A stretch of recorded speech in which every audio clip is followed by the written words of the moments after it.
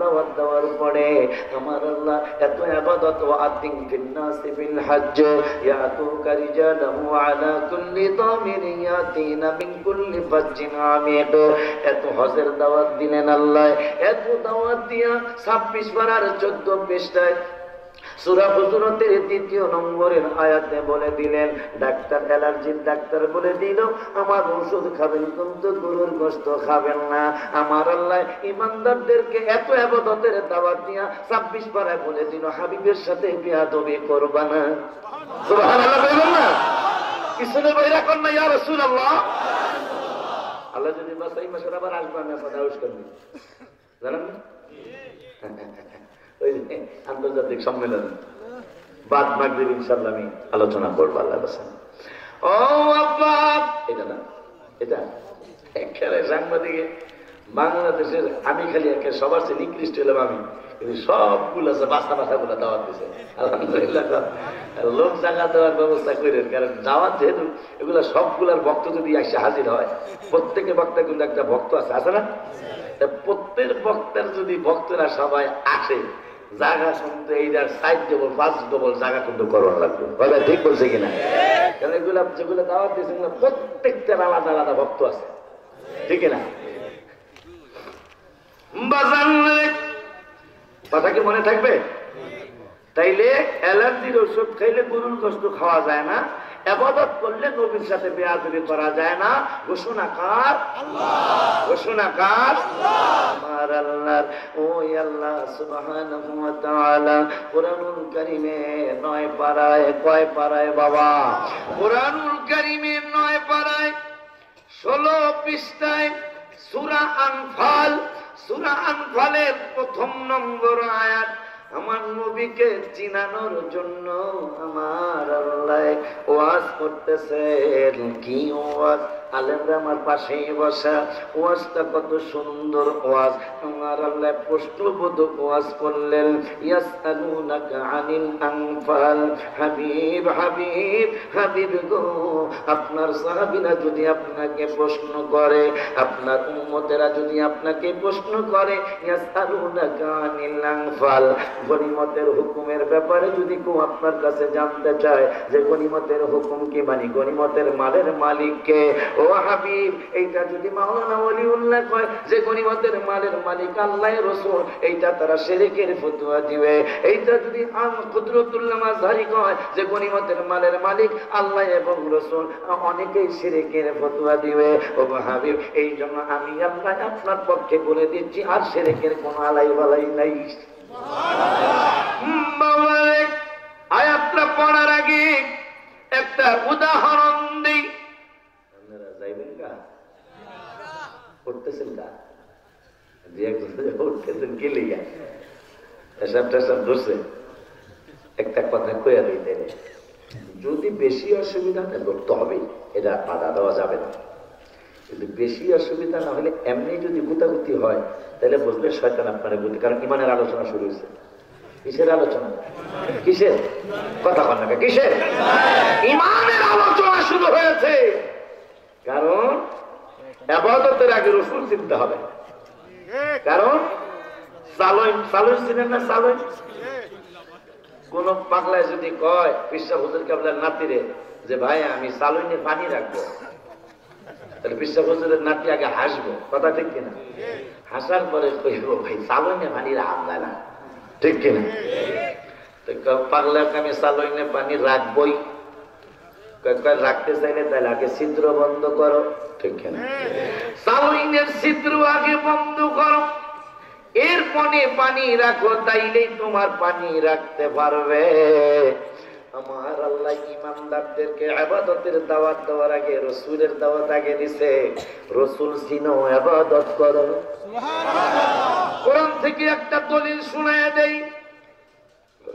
9 পারা 9 পৃষ্ঠায় সূরাতুল আরাফ, সূরাতুল আরাফের আয়াত সহ দলিল সহ দিয়া যায়। দলিল খারিজ নাম্বার, খারিজ বোঝেনি? খারিজ বোঝে? কথা হয় না। খারিজ বোঝেন না? মানে দলিলের পরে আপনার নামে যে আনবেন, এটা আপনার কাছে কি কয়? খারিজ। হারিস নাম্বারও দিয়ে যাইতেছি, S a person number, CS person number, RS person number, BS খতিয়ান পর্যন্ত দিয়া যাম ইনশাআল্লাহ।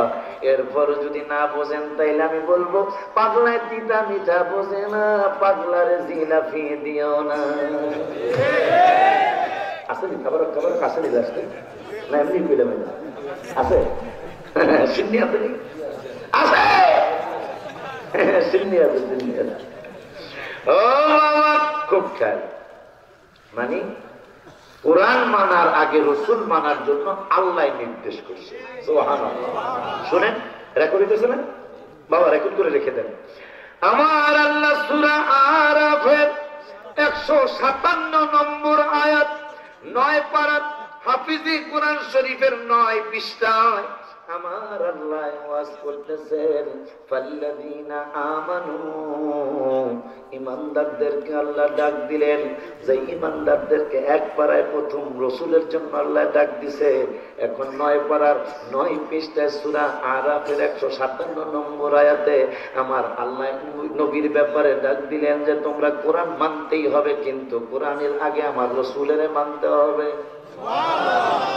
আমার আল্লাহ বলতেছেন ফাল্লাযীনা আমানু, ঈমানদারেরা তোমরা শোনো শোনো শোনো শোনো, আমানু বিহি ওয়া আযযারুহু, ঈমান আনার পরে কোরআন মানতে যাইও না, ঈমান আনার পরে ওয়া আযযারুহু, আমার হাবিবুল্লাহকে তাজিম করো, ওয়া নাসরুহু, আমার হাবিবুল্লাহকে সাহায্য করো।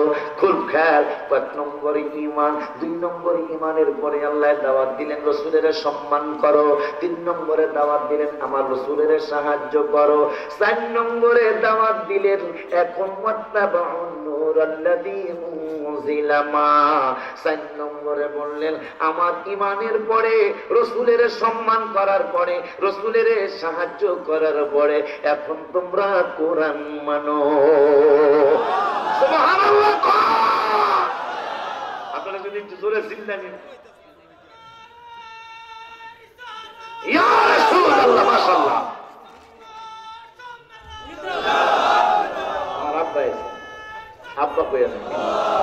ভাতিজা তো আব্বাই, আব্বা আমার ভাই না, মাওলানা নাসার মাশাআল্লাহ খুব খুশি যে সিলেটের এই সাইড আমার আব্বারে অনেক আপনারা টানেন, অনেক দাওয়াত ও নেয়, ম্যাক্সিমাম মাহফিলে চিফ গেস্ট থাকে। এটা বড় মেহেরবানি সুন্নাতের পক্ষে ভালো হয় কথা বলার কতজন আদর পাবে। আমি কিন্তু কাউকে হিংসা করে বলছি, আল্লাহ আমার হিংসা অনেক কম দিচ্ছে, আলহামদুলিল্লাহ, আল্লাহ শুকর আদায় করছি। হিংসা নাই তাই বলছি না, তা বলছি না, আমার অনেক ভালো লাগছে এই সমস্ত ব্যাপারে। যদি অরিজিনালি ভালোভাবে খুঁজেন বেশি পাওয়া যাবে না, আব্বার কথা ঠিক আছে, বেশি পাওয়া যাবে না। হাজার হাজার বক্তা ছেলে বিবাহ করাবেন, অথচ 2 বছর লেগে যায় মায়া হইতেছেন না, অথচ একজন পুরুষের পিছনে 3.5 জন করে মায়া করছে লাগে। কথা কথা 3.5 জন মেয়ে একটা পুরুষের বাকি বর্তমান আদম সুমারির গণনায়, অথচ মেয়ে বিবাহ করাবেন বাইকনারে মায়া নেই। 6 মাস গেছে মায়া পাওয়া যাইতেছে না, অথচ 3.5 জন করে একজনের বাগে। আমার কথা কি ঠিক আছে? একটু অন্তর দিয়ে খুঁজতে দিয়ে কিন্তু ভালোভাবে বক্তা ভালো ইবাদতি আমলি এবং সত্যি সত্যি সুন্দর ওয়াজ আল্লাহ করায়। বক্তার কি ক্ষমতা আছে, আমার কি ক্ষমতা আছে, আল্লাহ করায়, এরকম পাওয়া একটু মুশকিল। আব্বা, আমার আব্বা খুব ভালো আলোচনা করে, আল্লাহ সামনাসামনি, আল্লাহ তুমি মাফ করে দাও, সামনাসামনি প্রশংসা করতে নিষেধ করেছেন, বুঝার জন্য বলছি। আল্লাহ যেন ইবাদতি ওলি আল্লাহ আলিম হিসাবে কবুল করে, আমিন। ও বাবা, আল্লাহর কথা মানবেন না? ওয়াদা দিচ্ছিলেন আল্লাহর কথা মানবেন, মানবেন না? কোরআনের ওয়াজ কি আমার আব্বার ওয়াজ, মাওলানা নাসর সাহেবের ওয়াজ? কোরআনের ওয়াজ কি ওলিউল্লাহ হুজুরের ওয়াজ? কোরআনের ওয়াজ কার ওয়াজ? ওয়াজ আল্লাহ, শুধু আমি একটু শুনাই দিতেছি, আর কিছু না। আমার আল্লাহ বলতেছেন ঈমানদার হওয়ার পরে রাসূলের তাজিম করো, এর ভাই পড়া ভাই পৃষ্ঠায়, রাসূলের তাজিম করার পরে আমার রাসূলের সাহায্য করো। 4 নম্বরে বললেন ওয়াত্তাবাউন নূরাল্লাযী উনজিলা মা, এখন ইত্তেবা করো কোরআনের, কে রাসূল মানছো, এখন কোরআনকে মানো। দান সদকা করবেন, তাও আল্লাহ কি কইলেন দেখেন, সূরাতুত তাগাবুন সূরাতুত তাগাবুনের 8 নম্বর আয়াত। আমার আল্লাহ আবার সুন্দর ওয়াজ করতেছেন। কি ওয়াজ দেখে আমার আল্লাহ কয় সূরা তাগাবুনের 8 নম্বর আয়াত। আল্লাহ ওয়াজ করতেছেন 28 পারার 15 পৃষ্ঠা, 28 পারার 15 পৃষ্ঠার লাস্টের আয়াত, সূরা তাগাবুনের 8 নম্বর আয়াত। আমার আল্লাহ ওয়াজ করতেছেন, আবারও বলতেছেন আমারে আর বন্ধুরে চিনার পরে এরপরে কোরআন মানো। দেখেন আল্লাহর কোরআন সাক্ষী। আমি ইবারত করতেছি, আমি কোরআনের আয়াত পড়তেছি, রেকর্ড হইতেছে। আমার আল্লাহ বলতেছেন ফাআমিনু বিল্লাহি ওয়া রাসূলিহি, আল্লাহর উপর ঈমান আনার দাওয়াত দিলেন আল্লাহ। দ্বিতীয় নম্বরে রাসূলের উপর ঈমান আনার দাওয়াত দিলেন। তিন নম্বরে কয় ওয়ান নূরিল্লাযী আনজালনা। সুবহানাল্লাহ। আমার আল্লাহ এক নম্বরে বললেন আল্লাহর উপর ঈমান আনো, দুই নম্বরে বললেন রাসূলের উপর ঈমান আনো, তিন নম্বরে বললেন রাসূল চিনার পরে এখন কোরআন মানো। দাওয়াত দিলেন কে? ওই আল্লাহ। 27 পারার 17 পৃষ্ঠায় আরে রাসূলকে চিনানোর জন্য আল্লাহ কত ব্যবস্থা করলেন। 27 পারার 17 পৃষ্ঠায় আমার আল্লাহ সুবহানাহু ওয়া তাআলা সূরাতুল হাদীদের 7 নম্বর আয়াত আমার আল্লাহ আবার ওয়াজ করতেছেন। দেখেন আমিনু, আগের 2 আয়াত শুনছেন যে রাসূলকে মানার পরে কোরআন মানো, আর রাসূলকে মানার পরে কোরআন মানলে তা কি হবে তাও আল্লাহ বলে দিবেন।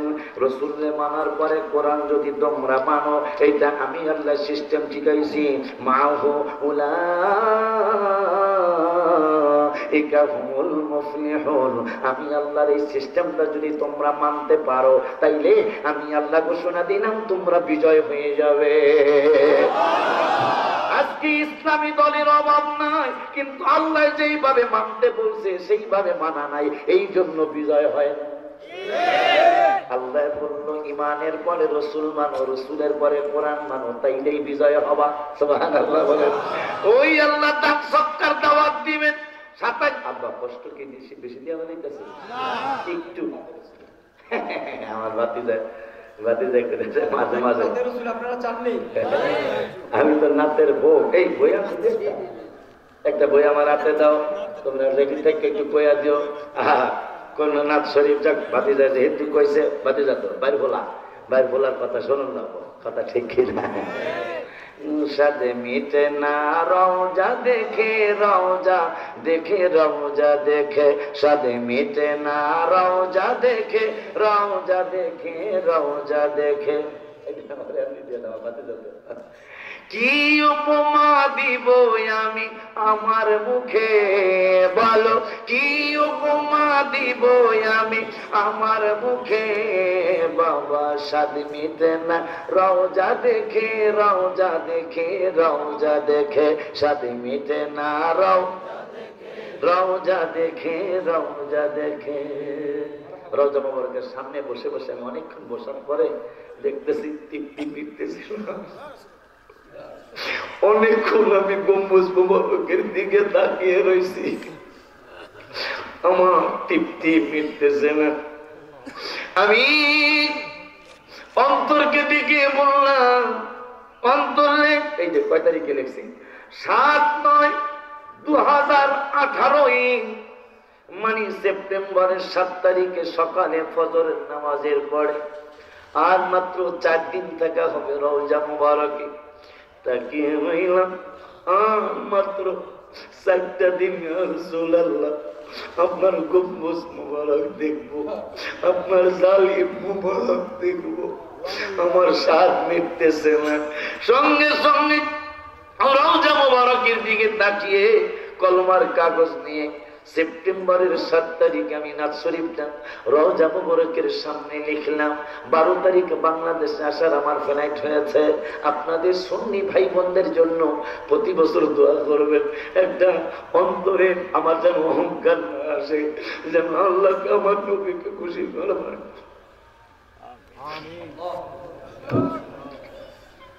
পৃথিবীতে টাকা পয়সা দেওয়া কি হবে, সম্মান দেওয়া কি হবে, মর্যাদা দেওয়া কি হবে, যদি নবীরে আমি না পাই।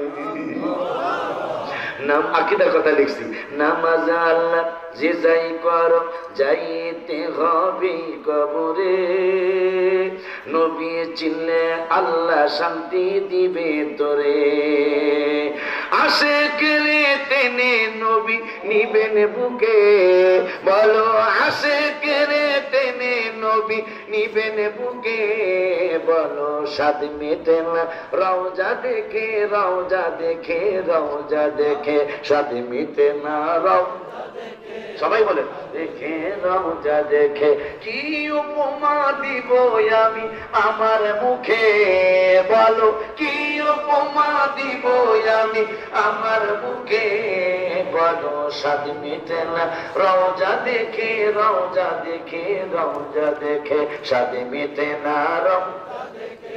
মাশাআল্লাহ, নামাজ আল্লাহ আকীদার কথা, নামাজ আল্লাহ সালাম নেয় না আল্লাহ পাকে, ওয়াজিব হলো সালাম দিবে নবীজিকে, ঠিক কি না? তুলে দেখো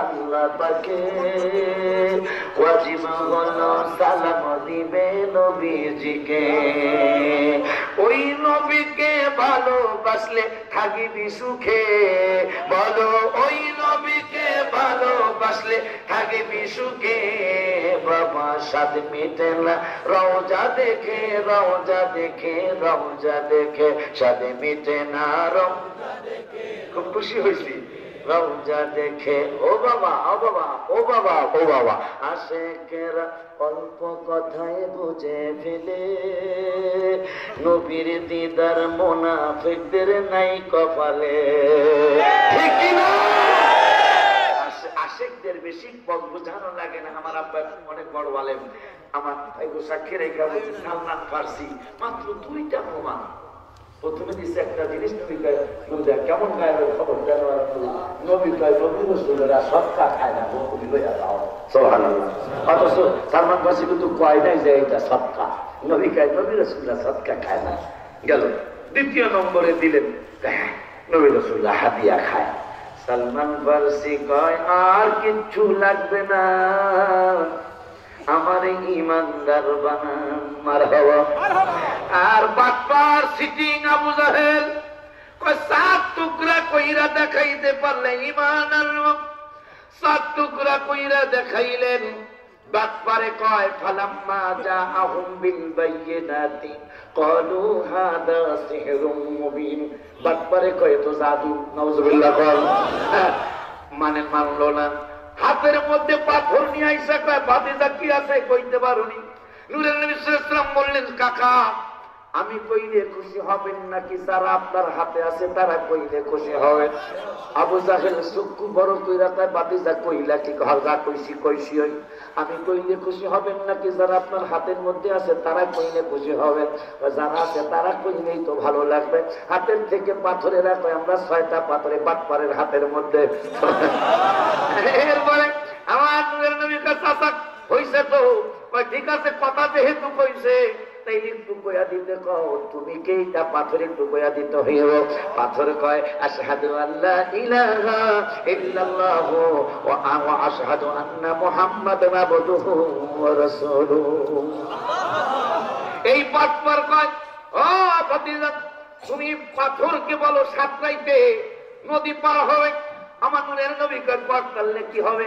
মুসলমান আমার নবী সাঁতরায় পাথরের বলে পাথর সাঁতার ঘাট, সাঁতার কেটে ওপারে গেছে। দিদা আবার আসতে আবার আসতে কয় কি খবর, ইমানদার হইবা না? কয় এটা তো ফালাম্মা যা হুম বিল বাইয়িনাতি ক্বালু হাদা সিহরুম মুবিন, এ তো জাদু। নাউজুবিল্লাহ। যদি থাকে নসিবে আপনি আপনি আসিবে যদি থাকে নসিবে। শামসুল হক সৃষ্টি একটা পাগলার গান। যদি থাকে নসিবে আপনি আপনি আসিবে, জোর করে মন হরণ করো না, করে চলো না, এ যে ভীষণ যন্ত্রণা। এখন পাগলার গান গেলে আমাকে বদনাম হইব, এই জন্য এই সুরেই আমি একটা নাচ শরীফ লিখেছি। যে মদিনায় যাইবে নবীর দিদার পাইবে, যে মদিনায় যাইবে নবীর দিদার পাইবে, সাফায়াত করবেন শাহে মদিনা। বাবা শোনো না হাদিসে পাকের বর্ণনা। বলেছে না বাংলার গান্না করলে তারা বদনাম হবে, আমাকে বিরোধী যাবে। এগুলো এমন বাদী